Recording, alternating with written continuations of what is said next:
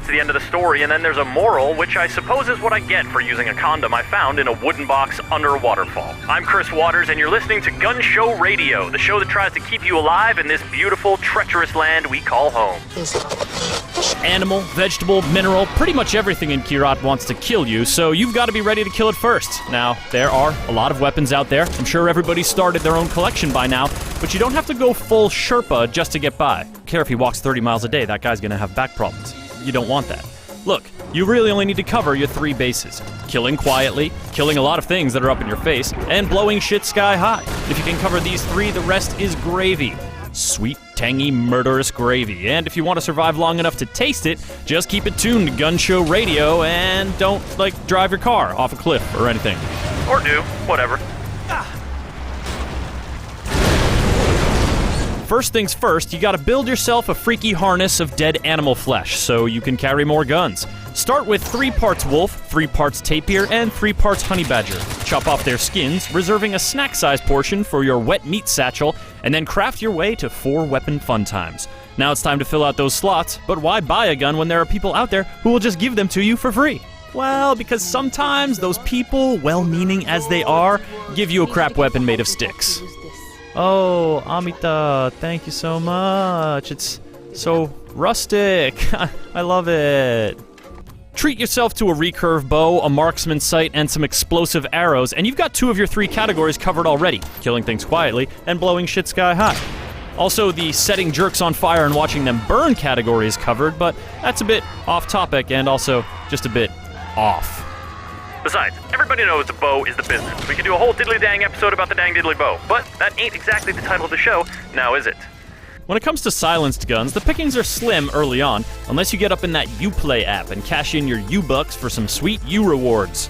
If you've ever linked your profile with a Uplay account, then you've almost certainly got U-Bucks to spare, but if you haven't, just take little Tuskers here on a rage-stomping rampage, and you'll be most of the way towards unlocking the AJM9, a sidearm straight out of Detroit by way of Far Cry 3 Blood Dragon.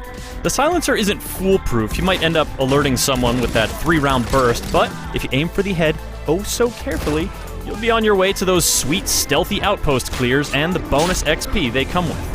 If your silenced approach fails, or you just can't be bothered, or you find yourself beset by a pack of wild dogs, the sidearm just ain't gonna cut it. This is panic time, the time you need a gun that will just kill whatever D-holes or A-holes are up in your face hole. It's time for the AK. Though honestly, I'd rather eat an arrow than show up to Fashion Week with such a played-out gun. Welcome to Arrow in the Mouth drive-thru. May I take your order, please?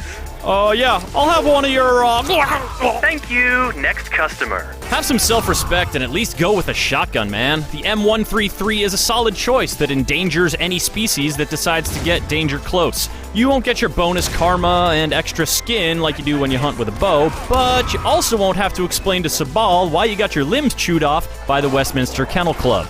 It ain't that glamorous, but the sexier shotties require a pesky little thing called campaign missions to unlock. And who even knows if you'll survive that long in this crazy world? This is a place where death comes from the freaking sky. And if the sky death don't get you, the land death probably will. Stupid land death. Signature weapons, however, generally don't require campaign progress as they're mostly linked to the open world mayhem that makes Far Cry 4 so GD awesome. For the low price of 2 Royal Cargo trucks, you too can own an AK you won't be ashamed to bring to co-op parties. And no, that's not a weird sex thing. Or maybe it is. Anywho, drive or fly around the area just north of this comma-shaped island until you spot one, then swoop in and robble. The vehicle takedown is perfect for hijacking trucks while feeling like one of the hunky dudes from the Fast and the Furious, and once you've commandeered 2 cargo trucks, the warrior is yours. Killing silently and killing a bunch of stuff real quick? Oh, yes please. That just leaves blowing shit up as our last unfulfilled category, and here's where missions will hook you up.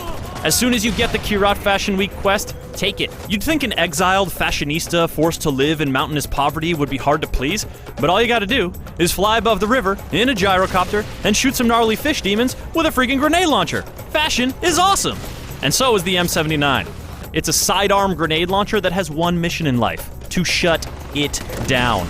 If there are some alive things that you don't want to be alive, or some non-exploded things that you want to be exploded, the M79 is your BFF. And if you want to make it a menage a bum, get yourself an RPG-7. You can pick one up for free by running the Hunt Survival mission from the Shawnoth Training Ground Outpost just north of Bonaport.